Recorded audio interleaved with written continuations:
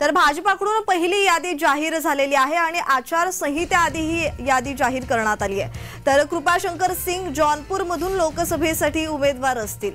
तर भाजपाच्या वतीने लोकसभा उमेदवारांची पहिली यादी जाहीर करण्यात आलेली आहे, मात्र महाराष्ट्राची यादी अद्यापही बाकी आहे।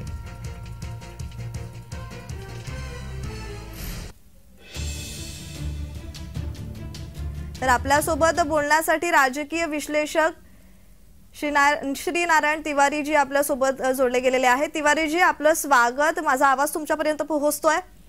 होय होय, तुमची आवाज माझ्यापर्यंत येतोय जी।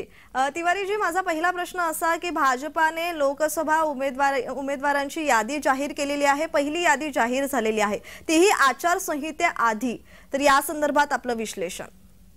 हे बघा, भाजप हा प्लॅनिंगनी काम करणारा एक संघटन पॉलिटिकल दल आहे, पॉलिटिकल पार्टी आहे। पहिली यादी जाहीर करून त्यांनी त्यांच्या उमेदवारांना थेट मैदानात पाठवलेला आहे की तुम्ही आता कामावर लागा आणि कसा निवडून यायचे तुम्ही प्रयत्न करा। फक्त मोदीचं नाव घेऊन काम होणार नाही, मोदी तुमच्या पाठीमागे आहेत, मोदी तुम्हाला निवडून येण्यामध्ये मदत करतील, पण तुम्ही पण तुमचा प्रयत्न करा, असा त्यांचा प्रयत्न दिसतो मला।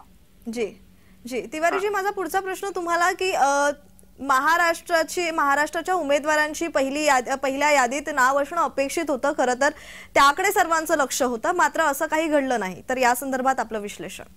हे बघा, महाराष्ट्रात अजून ठरलंच नाही आहे की भाजपा, शिंदे साहेबांची शिवसेना आणि अजित पवारांचे राष्ट्रवादी यांच्यामध्ये काय फिक्स होईल अजून ते ठरलं नाहीये, म्हणून महाराष्ट्र यादीमध्ये नाव नाही आहे, महाराष्ट्र लोकांना यादीमध्ये नाव त्याचं दिसत नाहीये। जी जी, धन्यवाद तिवारी जी, तुम्ही दिलेल्या या विश्लेषणाबद्दल।